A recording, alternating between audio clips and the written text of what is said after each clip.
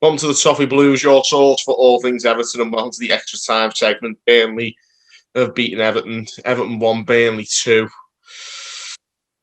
Tough one to take. Everton have been diced, as Owen would say.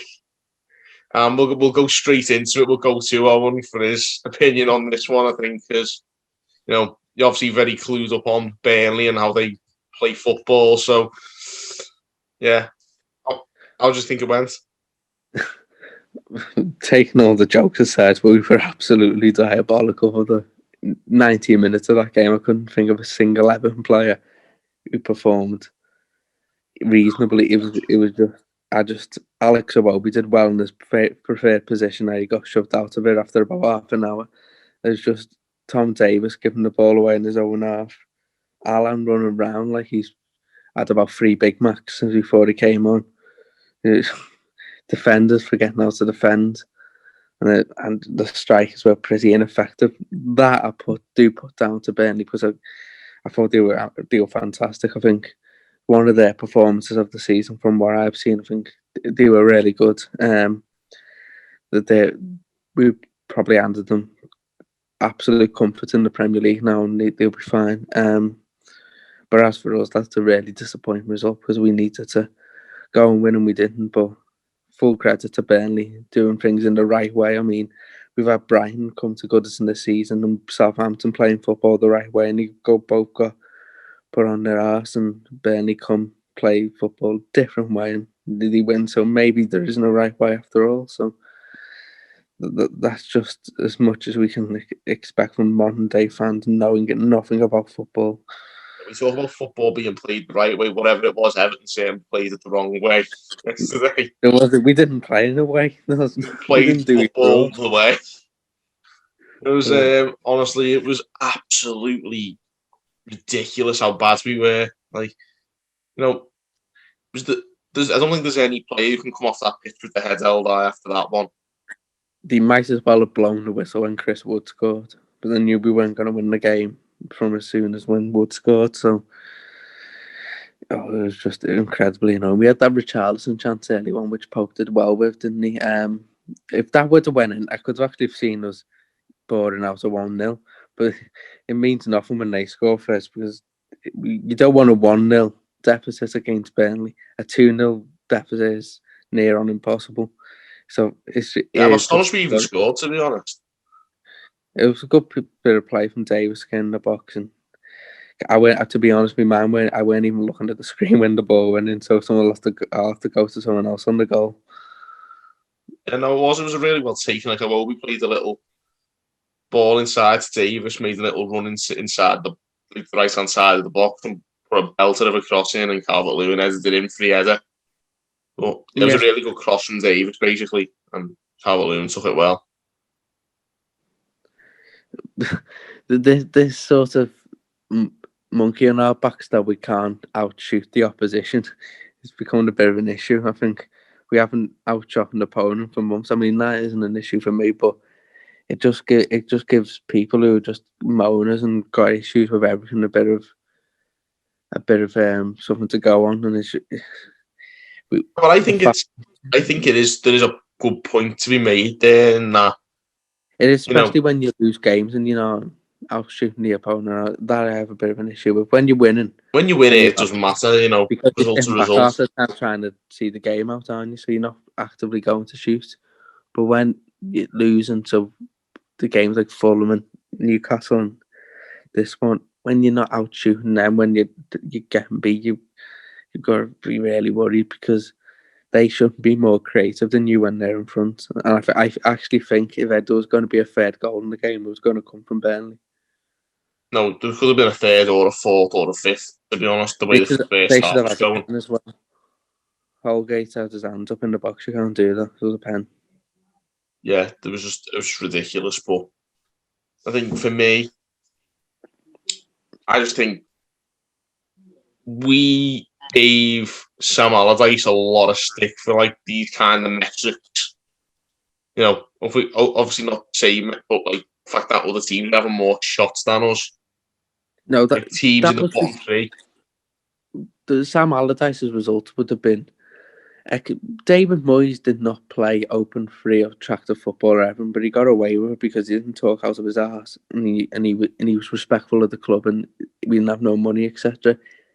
He got sick because he talked out of his arse, and then the fact that we were 20 for shots wouldn't have been brought up at all if he was saying didn't go on about what scintillating football we played and all that nonsense, and Chang Tosin couldn't play in the snow. That's why he got stick, because he's a divvy. Yeah, I just think with the situation, I mean, we've talked about metrics and like maybe people saying like a team pushing for Champions League or Europa League, whatever, shouldn't be having such low metrics. But you look at the team, we have got an absolutely terrible squad. Well, the teams who go for the Champions League don't have Kyle John on the bench every 2 weeks and 3 goalies or whatever we ended up with. The squad's clearly not good enough, especially without Doucouré to get in the Champions League. We've just got to dig in and get Europa League, because it'd be really disappointing after the season we have if we didn't end up with some form of Europe. But oh well, I mean, this we can have no complaints about not getting anything from this game, because they were comfortably the better team. Yeah, they'll definitely. I just think there's a lot of problems here that needs to be addressed. I mean, I was incredibly fearful when Doucouré got injured, that this could happen.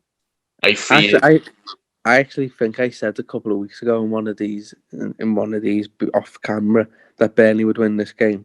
I just knew it, because what they're good at is what we're not very good at, and that they could sit, defend, get a lead, make it difficult, and we wouldn't have an answer. I knew as soon as we couldn't beat Fulham and Newcastle, we wouldn't beat these.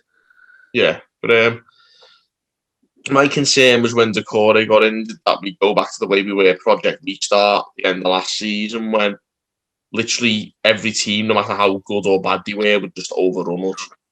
And my worst fears have been realised. My solution would probably be putting Ben Godfrey in the midfield to get some legs in there, and then put Mina back centre back, because when there's just Gomez, Andre Gomez, what is that? Honestly, mate. I've always got to the point. More people are angry about his performances than me. I don't even care about him anymore. He's just like, everyone's like raging Andre Gomez. So, yeah, you're just like, I told you this last year. I've been saying this for about 18 months, so well, more than that. Go to that Villa performance that I was freaked out about a couple of years ago. It was just, yeah, he was the pick of the bunch for me yesterday. Awful. Yeah, no, he was absolutely. But this is the thing. You can't have Andre Gomez in the midfield without Doucouré, because you could have stopped that midfield. No, but honestly, no. But like, without a grafter like Doucouré, a big physical presence, he just stands there, and every single player, I'm not even messing. Like, I'm not even talking like world class players like Bernardo Silva or anything. You know, I'm talking like Isaac Hayden and Blum, these types of players, like Longstaffs and that. They'll just waltz past him because he just stands there and lets them. You won't even throw a foot in. He just like let them waltz past. Ashley Westwood could have played in midfield on his own yesterday, and we had about 4 in there. It was just that easy. No, honestly, it's a disgrace though, because these are, Burnley are good, and we know like they're really good at what they do, but we're supposed to be a professional football team. You've got to hold your own in the midfield. Like, what are these players doing? We should definitely be. The money we've spent in the last X number of years compared to what Burnley have to spend, we should be beating them no issues. It's testament to what they do that they can continue to get these results. But from our point of view, it's just not good enough. Sigurdsson must have been injured or something to not come on the pitch. Yeah, he had a little injury, I think. If we were going to score at set pieces, I'd have just put him on, sit him on by the ball boy, and every time we got a corner, just let him take it or something, because it would have been doing more than what Gomez did. Oh, definitely. But no, I just think like these players, they're not probably on peanuts compared to what our players are on. They just show so much more graft and organisation. Like, how can the players playing for Everton be so unprofessional in the way they conduct themselves?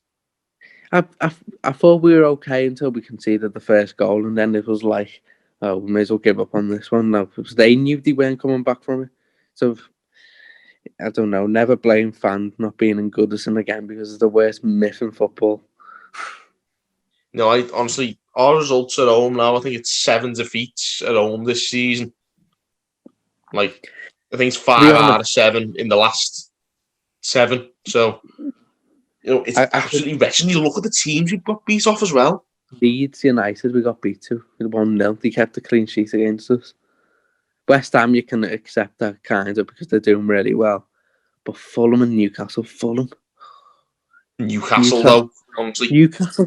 Newcastle weren't even trying. Both times this season we played Newcastle.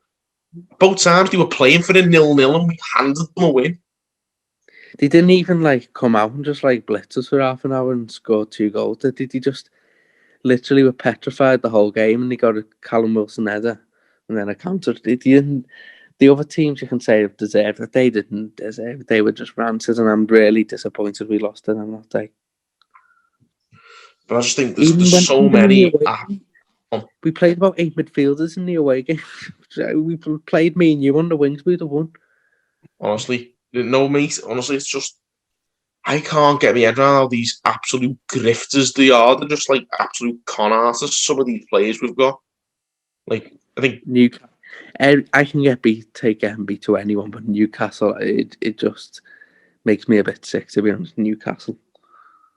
Yeah, I think for me, it's not even I can take defeat to anyone if we put a decent fight up, but these players are just. All we had to do was turn up against Newcastle and we would have beat them. That was it, though. It was like. He had the new coach bounce, Graham Jones. He's doing wonders, isn't he? Yeah.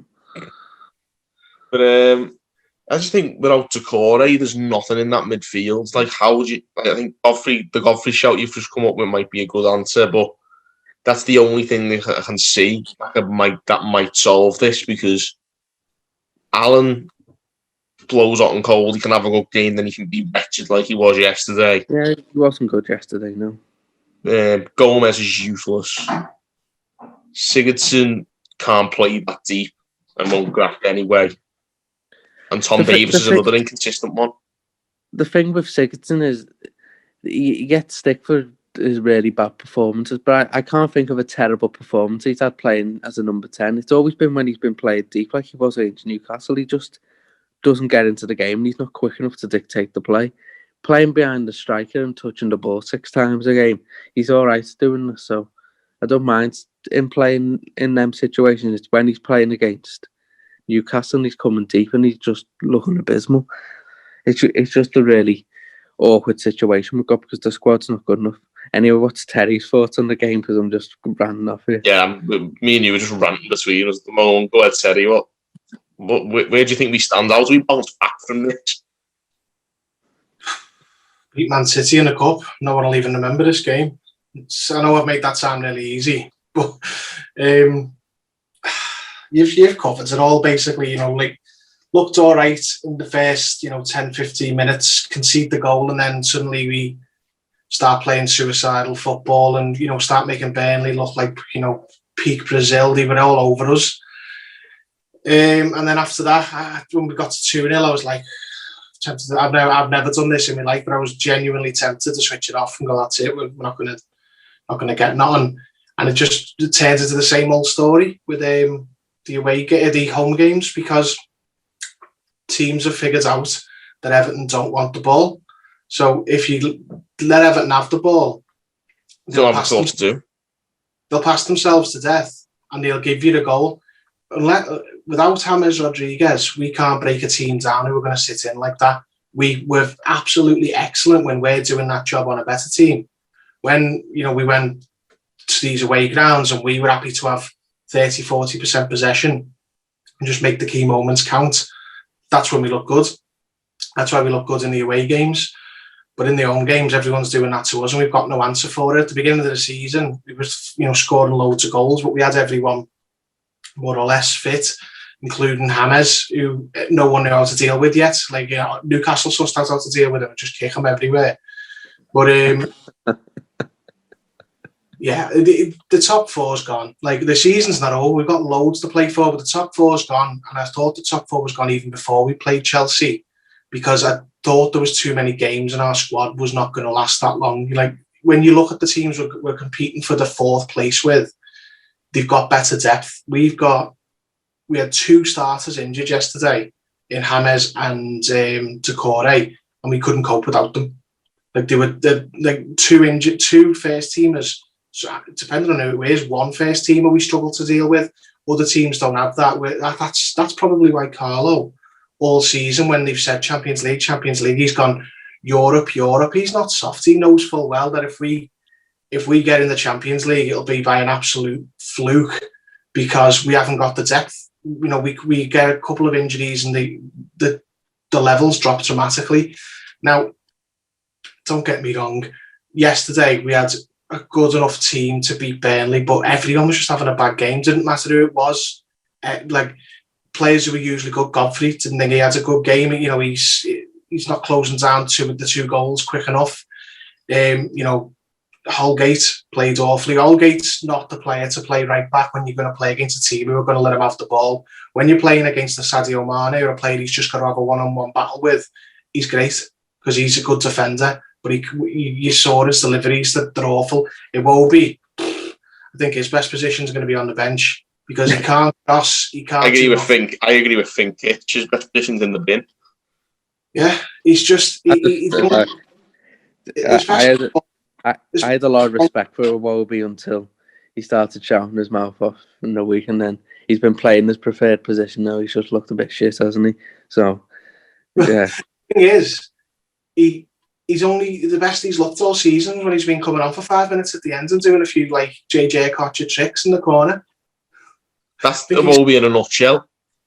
Con people into thinking he's good, but to be honest, him at number 10 might work on another day, because it didn't work against Burnley for sure. But I don't want to write off his whole chances of playing in that position off one performance. But he didn't do nothing. And frankly, before the Burnley goal, it looked like we were going to get some joy like that, because Richarlison picked it up a couple of times in the match and ran at them. And he'd come from that sort of deep striker position where Iwobi could have been, and there's the number 10. And we just didn't make it count. Everyone had a bad game. Like, so Coleman, whatever that pass was he tried to do, he put it straight out when not long after he'd come on. Do you remember he shinned it out?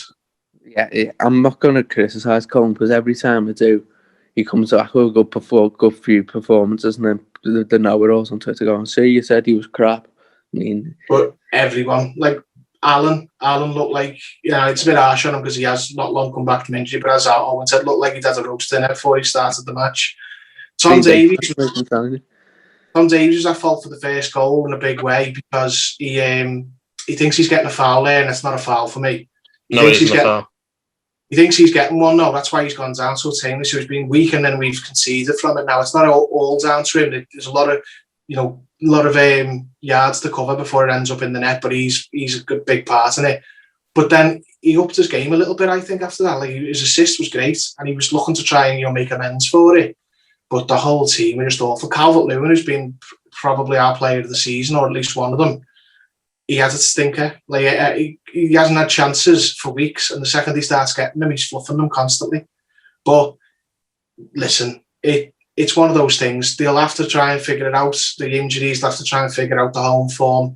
There's 10 games left, and then there's the cup as well. There's loads to play for, and we're not out of, the season's not over. I know people's hot takes are a little bit too off for me, because everyone may as well just put a banner outside there saying, "I know nothing about football, and here's me Twitter."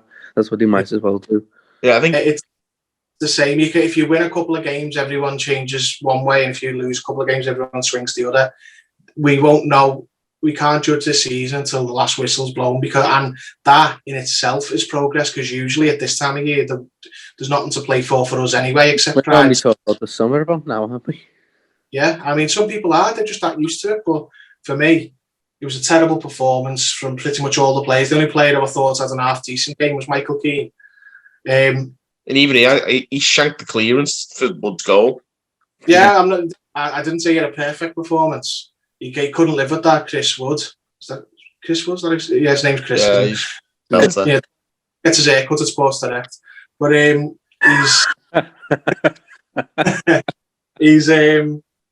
didn't have a perfect game, but I thought Keane was the only one who didn't come off the pitch, and think I was shocking there.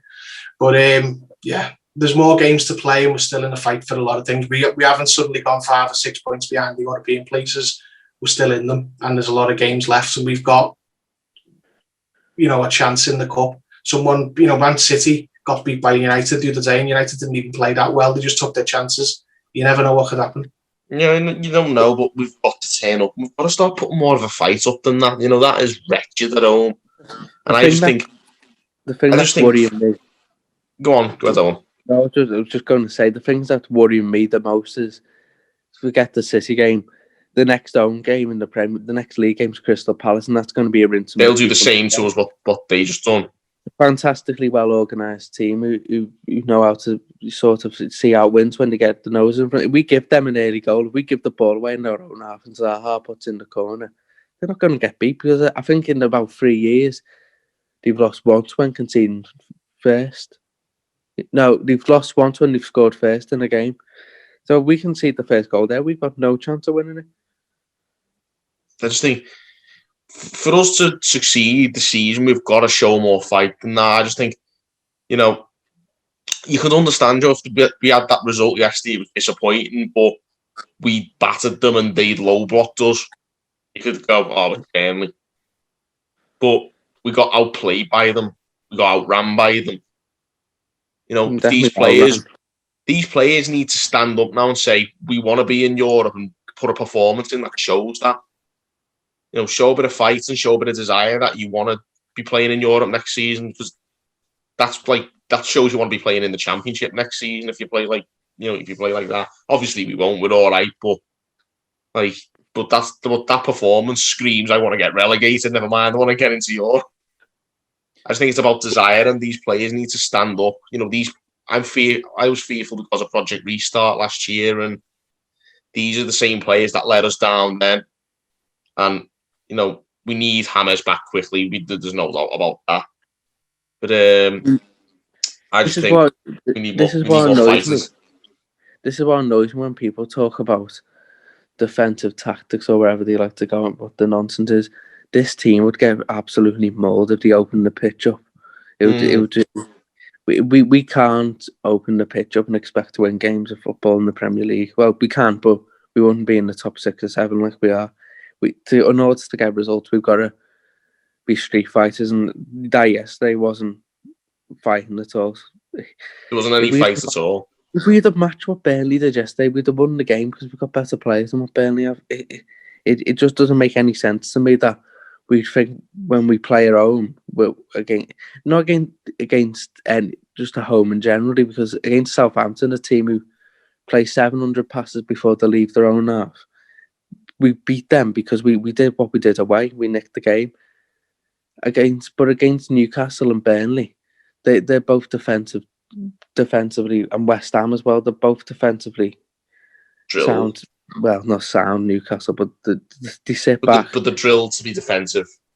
Yeah, and so when we play them, we think, we've got to turn into Man City and have 700 passes, and we do that against anyone. Never mind someone like Burnley who thrives upon that. We're not going to win the game.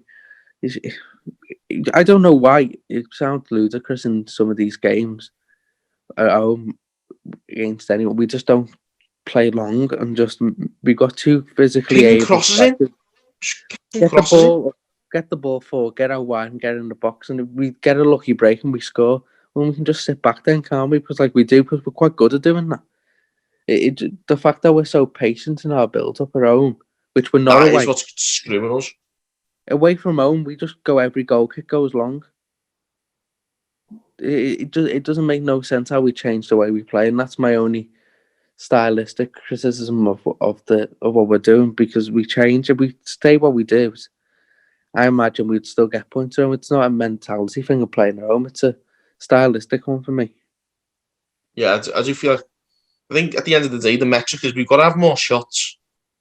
I know, people have been going on about this being outshot by other teams, but it's a good point because you've got to shoot to score at the end of the day, and like just get it in a position where you can shoot by hook or by crook. You don't have to be knocking the ball around for 20 years and not crossing the halfway line. Get the ball forward quickly and get shots off it. We would put teams under pressure by doing it because if we would have played Sigurdsson yesterday, we'd have had Calvert-Lewin, Richarlison and Sigurdsson in some sort of diamond shape. Sigurdsson's a good long-range shooter. Richarlison can run and shoot. Calvert-Lewin, if you get the ball to the box to him, we can get chances. It's not like we've got limited players, is it? We've got good players. We just need to get the ball forward quickly. I'm not talking about playing out from the back and knocking it around and playing through midfield and to play what Man City does. I'm just talking about what Burnley did yesterday and get the ball forward and have shots. It worked for them. Exactly. Terry, what do you think? Do you think we should be looking to like change the way we play ahead of maybe like obviously the City game's going to be a different type of game altogether. Let's talk on Man City, but we've also got Crystal Palace after that in the league. Like, do you reckon that's going to be rinse and repeat, isn't it? That's what I'm very fearful of. I'm very fearful of that. They're a very well organised team, so we're going to have to do something different. It's the strengths. Just as Owen said, you can't expect these players to open the pitch up, and every time they even try and play a little bit more expansive, it doesn't work. Now, I don't give a shit if we ever outshoot the opposition again. I care if we outscore them. But you've got to make the shots you do have count. And that's what we didn't do yesterday. Against Burnley, I don't know when this is going out, but against Burnley, we basically just squandered loads of chances.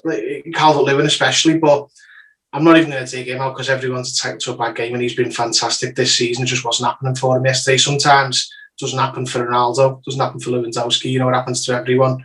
But City will be more straightforward because we'll get to play the style we're comfortable in, the style that suits us. We'll set up and ask people to do a job. When Palace come to town, we've got to just do the same. If they're going to let us have all the ball, just don't do what we did against Burnley. We'll probably have more of the ball against Palace because they drop off really deep. They don't press. So we can see the nearly goal there. It's just on the high to nothing.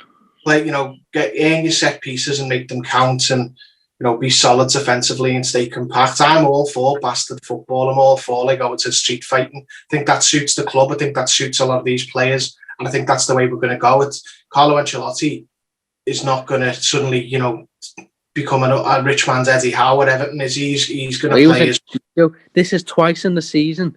A game focused towards me has been on in Sky and they've plucked him in the studio. Unforgivable. Eddie Howe trying to tell the two managers how to play the game differently at half-time. Behave, Eddie. The pair of them forgot more in the last 5 minutes than you'll ever know, you bloody beaut. Well, it's in the books. It's in the bank. It's a bad performance, but there's always another game, and yeah, it can be disappointing, but it doesn't need this meltdown that we always have whenever we lose a match. If we were in 12th again and we were losing games like this, then go mad. But we're still in the European positions, and until we're not in them, and it looks like we're not going to finish in them, I'm going to be relaxed about it. The manager knows what he's doing, and he knows what these players can and can't do. Nothing he can do about it. If they're giving up, if they have mad 10 minutes like they did against Burnley and give up 2 goals, what can he do about that? And it's not on the manager really. It's not about these players. These players need to show that they're up for this now and that they want to. No, it's not. Go on. I'm just another Twitter rant, and I was actually trying to reason with someone last night who thinks that all these home games we've been losing, it's not good enough, and Eddie Howe would have won them. If it's like he must have bewitched everyone being in the studio. That's something now thinking that he's half decent at his job when he spent about 300 million every season at Bournemouth and still went down. That's my burner account. That just winding you up. Eddie Howe over Carlo Ancelotti. Oh, I'd rather the Eddie Stobart over Eddie Howe, honestly. But honestly, I just think it's not on the manager. I don't think that performance, that is the players. The players need to decide how much they want to finish in Europe and be in Europe next season. The Everton are the problem. Carlo Ancelotti is the solution. The problem is never Carlo. Not to this point. I've never seen it once where I've thought if we had a better manager, we'd have won that game. Often he's doing the best he can with what he's got, and that'll change with better players. It's as simple as that. And there's some players. Arsenal fan TV have got so much to answer for. Arsenal fans TV. I'm telling you, they started this, but no, it's I think it's very telling that every time someone's mentioned the Champions League to him this season, he's corrected them to Europe. He knows. He's been around the block several times. He knows this squad, is not good enough to get in Europe.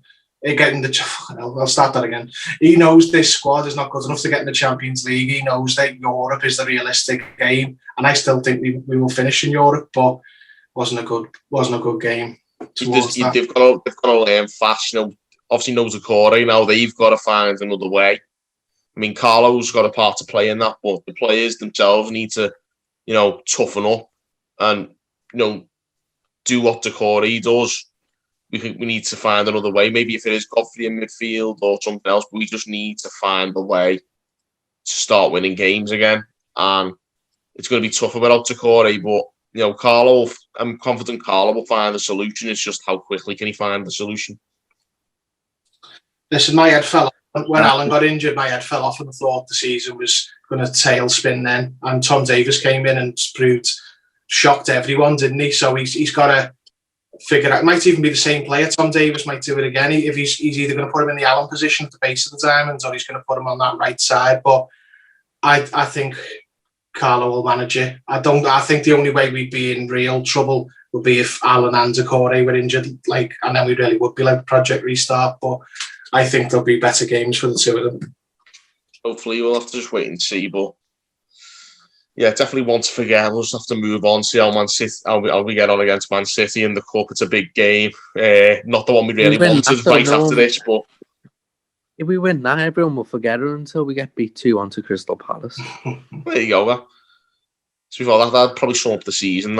So we'll see anyway. So it's on to next weekend against City in the cup, and big game. We'll see how it goes. Hopefully, put this one behind us. But don't lose to Brighton. No, that's unforgivable. They give you the win. Oh God. Well, let's not even talk about Brighton just yet. But yeah, we'll leave it at this one anyway. Everton 1, Burnley 2. Rubbish result.